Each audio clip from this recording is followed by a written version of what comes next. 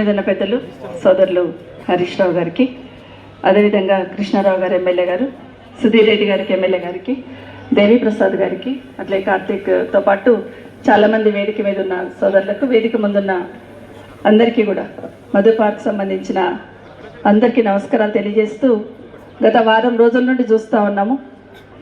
ఈ మధు పార్క్ నుండి ఒక్కొక్కరు మాట్లాడుతూ ఉంటే గుండెలు కలిసివేస్తూ ఉన్నాయి.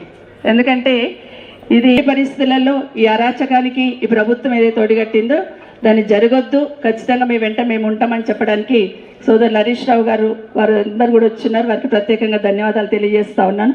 వారం రోజుల కింద మాట్లాడినప్పుడు చెప్పాను, గతంలో ఒక 1 year బ్యాక్ హైదర్షగోడ్ కాలనీస్ అందరు కూడా భవన్ వరకు వచ్చారు, తెలంగాణ భవన్ వరకు వచ్చి ఇలా అరాచకం చేస్తూ ఉన్నారు. మూసి అని చెప్పేసి అంతవరకు తీసుకుంటున్నారు, మేము ఈఎంఐలు కట్టుకోవాలి, లోన్లు తెచ్చుకున్నాము, మేము ఎక్కడికి వెళ్ళాలి అని ఒకరొకరు అడుగుతూ ఉంటే ఆ రోజు అక్క చెల్లెలందరూ ఏడ్చిన బాధకి ఆ రోజు మొత్తం బీఆర్ఎస్ పార్టీ నుండి హరీష్ రావు గారు కానీ కేటీఆర్ గారు కానీ కదిలొచ్చి మీతో మేము ఉన్నామని చెప్పడం జరుగుతుంది.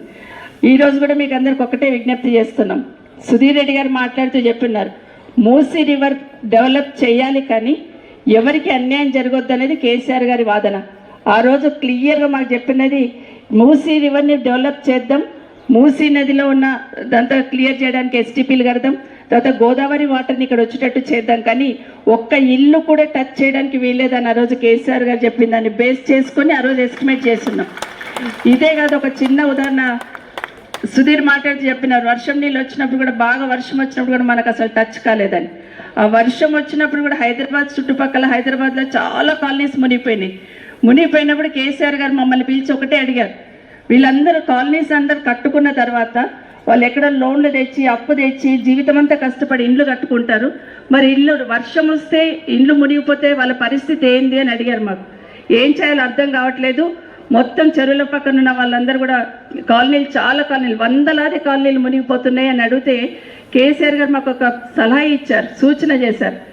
ఎక్కడైతే వర్షం వస్తుందో ఆ కాలనీలలో నుండి ఎస్ఎన్డిపి నాలాని కట్టండి, ఆ వర్షం నీళ్ళు పోవడానికి ఒక్క ఇల్లు కూడా టచ్ చేయకుండా రోడ్లు ఎట్లా ఉంటే అట్లా రోడ్డు వంపులలో తీసుకెళ్ళండి, కానీ ఒక్క ఇల్లు టచ్ చేయొద్దని మాకు ఆదేశించారు కేసీఆర్ గారు. అంటే ఒక అభివృద్ధి చేస్తున్నప్పుడు మానవీయ కోణంలో అభివృద్ధి చేయాలనేది చిన్న ఉదాహరణగా చెప్తా ఉన్నాను.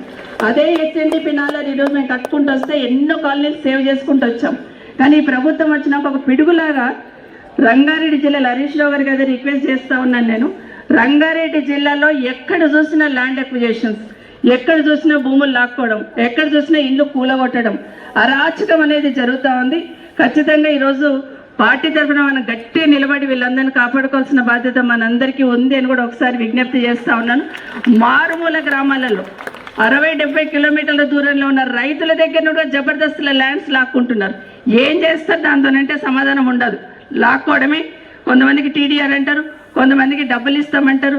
ఆ టీడీఆర్ కూడా ఏమంటారు, అరకొర ఇస్తూ ఉన్నారు. బయట మళ్ళీ మార్కెట్లో ఒక రేట్ పెట్టి అరకొర చేసిన పరిస్థితి చేస్తూ ఉన్నాం. ఇక్కడ నిన్నగాక మొన్న ఒక పెద్దమ్మ మాట్లాడింది, హరీష్ రావు గారికి ఇప్పుడు అదే చెప్తా ఉన్నాను.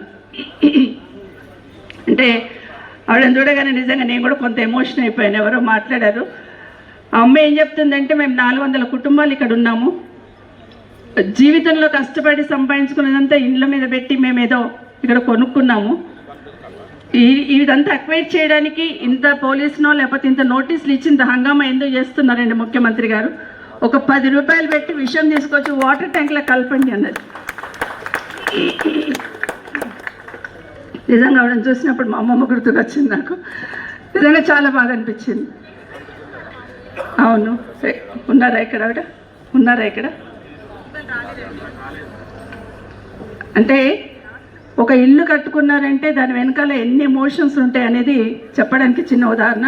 ఖచ్చితంగా ఎట్టి పరిస్థితులలో నిజంగా ఈ ప్రభుత్వానికి మానవత్వం అనేది ఉంటే అవసరం లేని దగ్గర కూడా అరాచకం సృష్టించే ప్రయత్నం చేస్తూ ఉన్నారు. అసలు ఇది అవసరమే లేదు, ల్యాండ్ ఎక్విజిషన్ చేయాల్సిన అవసరం లేదు, ఈ బిల్డింగ్స్ తీసుకోవాల్సిన అవసరం లేదు. ఇంతకుముందు కృష్ణారావు గారు మాట్లాడుతూ చెప్పారు కదా, నిజంగా మూసి బ్యూటిఫికేషన్ చేయాలనుకుంటే డెప్త్లోకి వెళ్ళండి, రిటర్నింగ్ వాల్స్ కట్టండి తప్పిస్తే ఏదో ఒక రకంగా అరాచకం చేయాలి, ఏదో తన ముద్ర ఉండాలి అనే ప్రయత్నం ఏదైతే చేస్తుందో ఇది ఎట్టి పరిస్థితుల్లో యాక్సెప్ట్ చేయం. ఖచ్చితంగా అసెంబ్లీలో కూడా హరీష్ రావు గారు తరఫున అందరం కూడా బీఆర్ఎస్ పార్టీ తరఫున పోరాటం చేస్తాం. మీరందరూ కూడా ధైర్యంగా ఉండండి. మీతో పాటు మేము ఉన్నామని మీకు అందరికి మరొకసారి తెలియజేసుకుంటూ థ్యాంక్ యూ సో మచ్. పెద్దలు